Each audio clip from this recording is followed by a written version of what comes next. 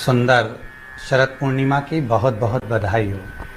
बाबा विश्वनाथ की कृपा आप पर सदा बनी रहे। आ गया शरद पूर्णिमा की रात्रि। बड़े से बड़ी बीमारियां, बड़े से बड़े रोग, बड़े से बड़े बड़े कष्ट इस शरद पूर्णिमा की रात्रि को छूट जाते हैं। दमे की बीमारी, श्वास की बीमारी, अनिद्रा की बीमारी, रात्रि को जगना, ये सारी बीमारियां शरद पूर्णिमा की रात्रि को अगर व्यक्ति अपने जीवन को सुखमय बनाए, अपने जीवन को आनंदमय बनाए तो सब छूट सकते हैं। शरद पूर्णिमा की रात्रि को पीपल के पत्ते 5 लेकर उसके ऊपर खीर डालकर रात्रि को खा लेने से महाराज दमे की बीमारी, श्वास की बीमारी रुक जाती है। वो बीमारी बढ़ती नहीं है, उससे कष्ट नहीं होता। जिन बच्चों के नेत्र कमजोर होते हैं, रोशनी कमजोर होती है, शरद पूर्णिमा के दिन रात्रि को 12 बजे भगवान चंद्रदेव का दर्शन कराइए।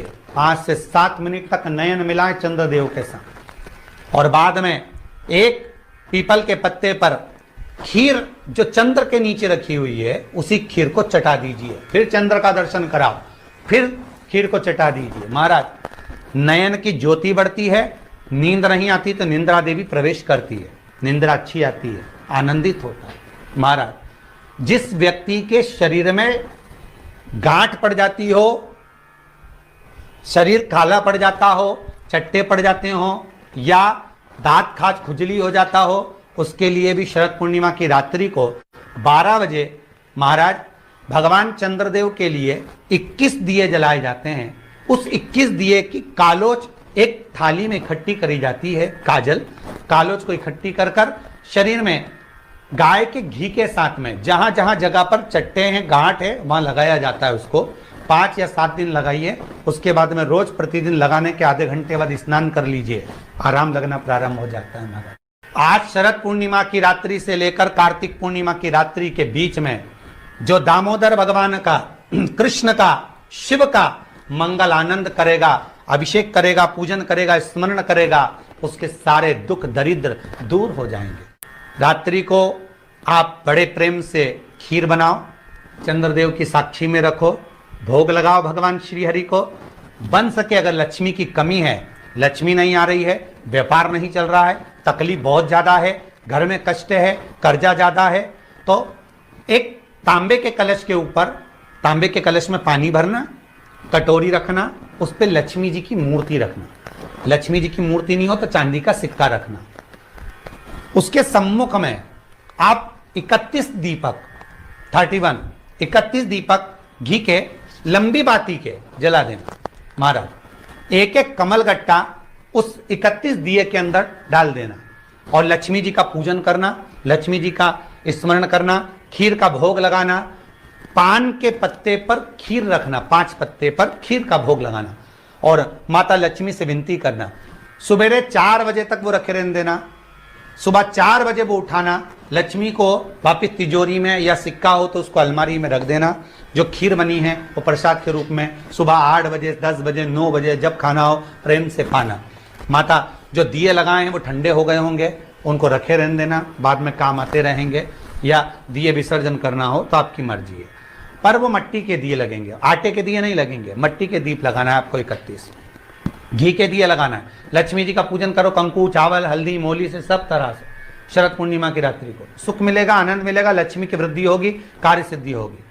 दूसरा क्रम, अगर कार्तिक पूर्णिमा हो, शरद पूर्णिमा हो, ये दोनों पूर्णिमा पर शरद पूर्णिमा के दिन आप शाम को प्रदोष काल के समय 4:30 बजे से 6 बजे के बीच में 1 लोटा पानी, उसमें 5 बेलपत्र रखकर, 1 कमलगट्टा डालकर भगवान चंद्रेश्वर महादेव के नाम से भगवान शंकर को चढ़ा दीजिए। आपकी जो कामना हो वो कामना कर कर चढ़ाएं, विनती करें चंद्रेश्वर महादेव को और निवेदन करें कि हमारा ये कार्य सफल हो।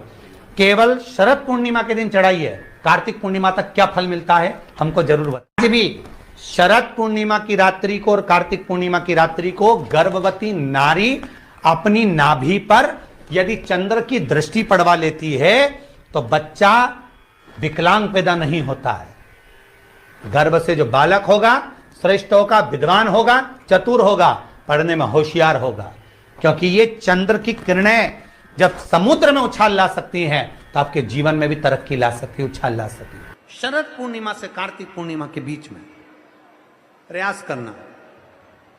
दुकान नहीं चल रही हो, व्यापार नहीं हो रहा हो, तकलीफें बहुत ज्यादा हो, घर में क्लेश जाता हो, अशांति ज्यादा हो, पैसे नहीं आ रहे हो, 1 रुपया कमा रहे 1.25 रुपये खर्च हो रहा है, बहुत टेंशन है, तो शरद पूर्णिमा से कार्तिक पूर्णिमा तक एक हल्दी और कुंकू ये थोड़ा सा मंदिर में लेकर जाइए। हल्दी और कुंकू जरा जरा सा ले जाओ, अशोक सुंदरी वाली जगह पर पहले शंकर जी पे जल चढ़ा दो, अशोक सुंदरी वाली जगह पे जल चढ़ा दो, और वह हल्दी और कुंकू की एक एक बिंदी अशोक सुंदरी वाली जगह पर अपनी कामना कर कर लगा कर आओ। उसी में से वो हाथ जो तुम्हारा गीला है कंकु हल्दी का, वही हाथ लाओ, घर में प्रवेश करते समय अपनी देहली पर थोड़ा सा लगा दीजिए। शरद पूर्णिमा से कार्तिक पूर्णिमा तक कर कर देखो, उसके बाद में फिर बताना कि मेरा देव अधिदेव महादेव ने तुम्हारी झोली भरी कि ना भरी। कहानी दिखे कहीं किसी को पास कहानी दिखे, रहते हैं उसके लिए भी शरद पूर्णिमा के दिन तुलसी की जो डंडी होती है, बेलपत्र की जो ये डंडी है, ऐसे ही तुलसी का जो पत्ता होता है, उस पत्ते की जो डंडी होती है, उस डंडी को चंद्रमा को देखा जाता है, उस डंडी की जो कोर होती है उस कोर को दृष्टि से मिलाया जाता है। शरद पूर्णिमा की रात्रि ठीक 12 बजे आप चंद्रमा की, जैसे चंद्रमा का भाग, उस चंद्रमा के भाग को आप उस डंडी के भाग से निहारने का प्रयास करिए।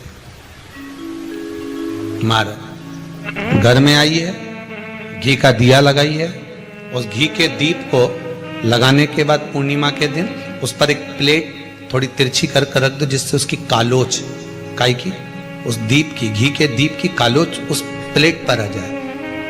थोड़ी सी कालोच ले लीजिए, 5-10 मिनट में आ जाएगी। उसको गाय के घी में मिलाकर आंखों में सुरमा लगाकर रात्रि को सो जाइए।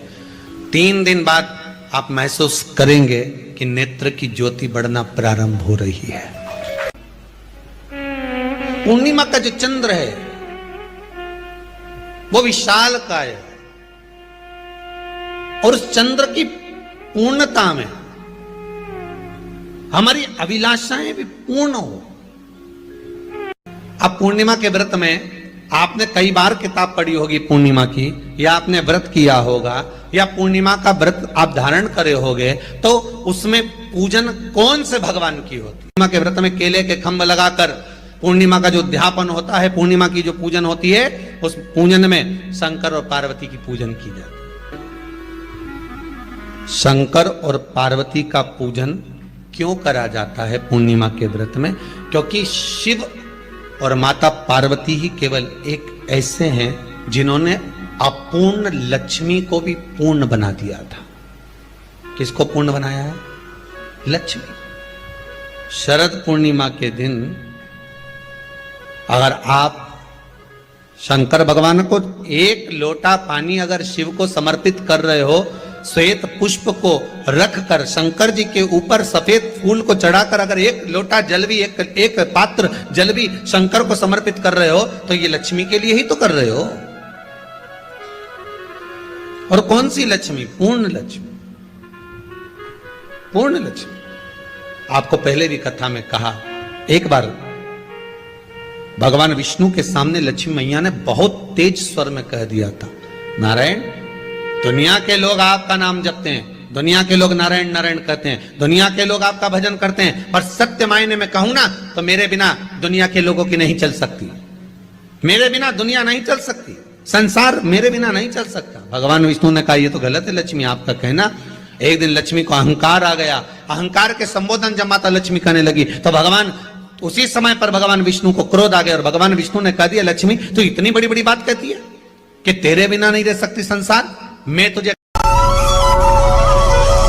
पुराण में लिखा है कि अगर हम मंदिर के द्वार पर घर के चौखट के एकदम सामने चप्पल उतार देते हैं, 7 बार दिन भर में से, कितनी बार? 7 बार विष्णु पुराण कहती है ऐसा कोई दिन नहीं होता जिस दिन दरवाजे पर 7 बार लक्ष्मी आकर खड़ी नहीं होती हो। कल एक कथा कही थी आपको कि प्रत्येक मनुष्य के भाग्य में सुख लिखा है, केवल मंथन करना। भविष्य पुराण कहती है 7 बार लक्ष्मी प्रत्येक मनुष्य के दरवाजे पर जाकर खड़ी होती है, और द्वार पर चप्पल पड़ी होने के कारणवश वो लौट कर चली जाती है। बहुत ध्यान दीजिएगा महाराज, थोड़ा सा आपको बुरा लगेगा, लग जाए, पर शिव पुराण है, जीवन संवार देगी तो अच्छी बात है, जीवन संवार दे तो अच्छी बात है। मंदिर के द्वार पर हम जब चप्पल छोड़ते हैं, जिस मंदिर की चौखट पर चप्पल छोड़ी है, आप जितनी देर आराधना में लगे रहते हैं उतनी देर तक आपकी चप्पल पर जितने लोग लांग कर जाते हैं, जितने लोग लांग कर प्रवेश करते हैं, उसका भी दुख आपके भाग्य में आता चले जाता है। ध्यान दीजिएगा जरा, चप्पल का भविष्य पुराण में पढ़िएगा कभी कि पादुका का महत्व क्या है, पादुका किस ओर उतारना चाहिए, पादुका को कहां रखना चाहिए, किस जगह पर बुआरी झाड़ू को रखना चाहिए, किस जगह